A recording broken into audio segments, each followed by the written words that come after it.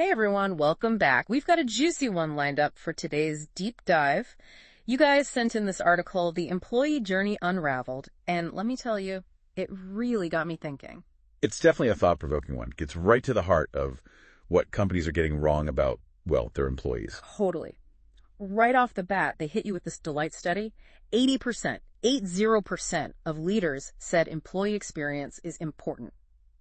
Sounds good so far, right? Sure it is. But only 22% felt like their companies were actually doing it right. It's like, come on, what are we even doing here? Huge disconnect.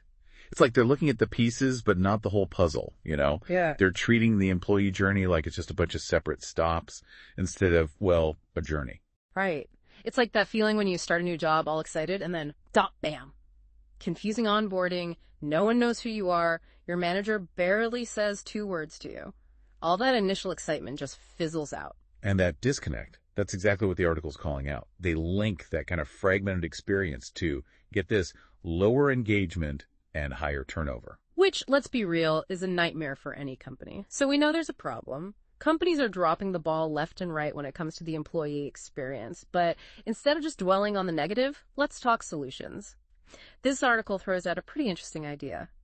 An employee journey architect. Right. What does that even mean? I know, right? An architect, but for people, at first I was like, is this a real job or something out of a sci-fi movie? It's getting real out there.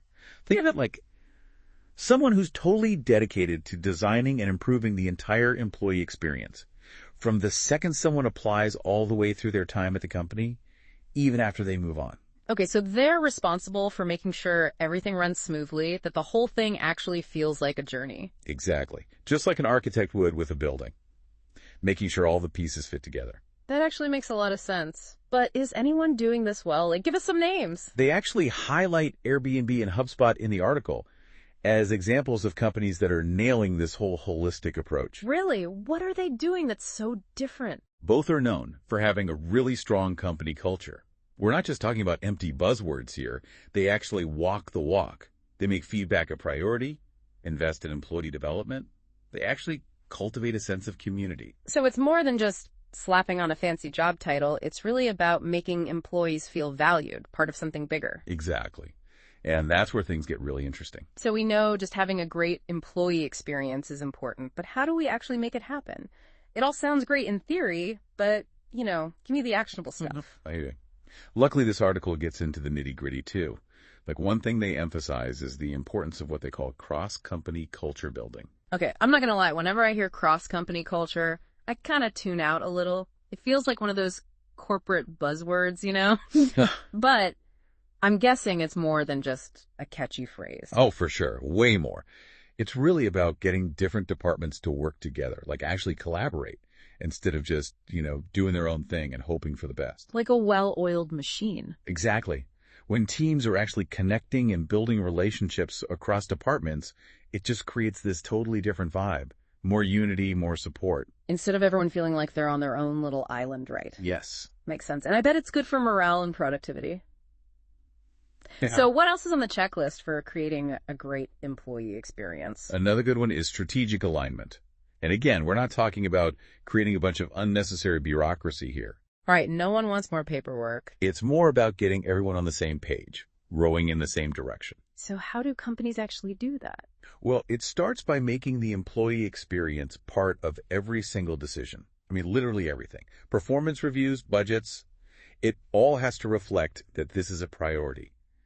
When everyone understands the bigger picture, that's when the magic happens. Love it. Okay, this is already blowing my mind, but keep going. What other golden nuggets did you find in this article? One that really stood out to me was their emphasis on feedback. And not just the standard, how satisfied are you survey, but like really digging deep and getting feedback from every stage of the employee journey. You mean even from people who didn't get hired or have already left the company? Yep. Think about it. You can learn a lot from why someone chose a different job offer or what finally made them decide to leave.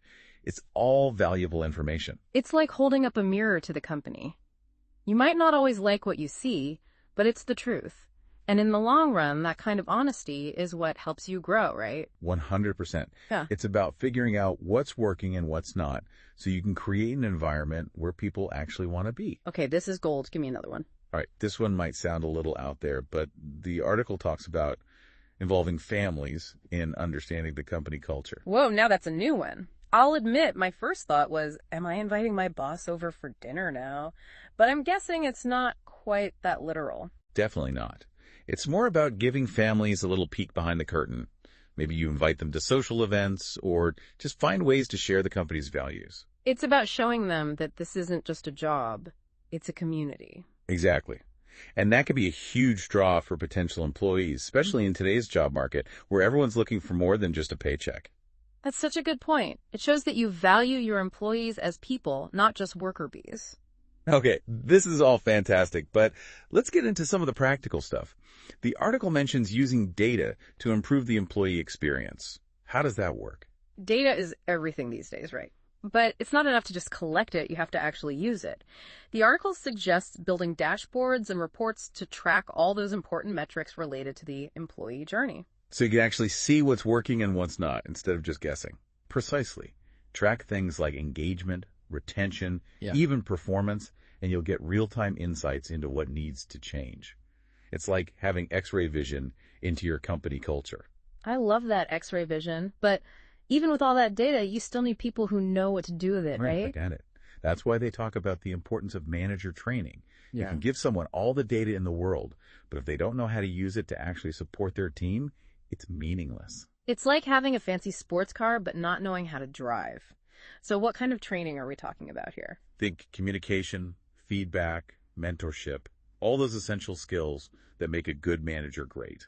Because at the end of the day, your managers are the ones who are interacting with employees on a daily basis. Exactly. They can make or break the employee experience.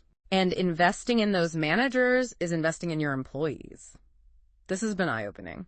But before we wrap things up, I want to circle back to something you mentioned earlier, this whole idea of the employer journey. It feels kind of weird flipping the script like that, doesn't it?